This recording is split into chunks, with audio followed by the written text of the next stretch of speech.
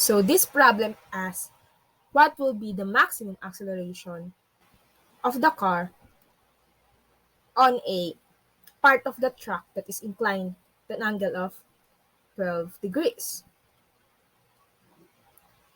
So to solve this problem, we will draw the free body diagram of the car and write the force equation so we can find A, or the acceleration.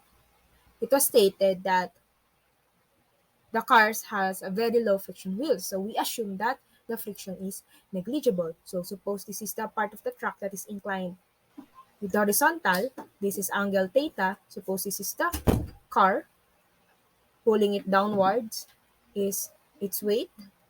So the product of the mass of the car and the acceleration due to gravity, perpendicular to the surface of the inclined plane, is the normal force.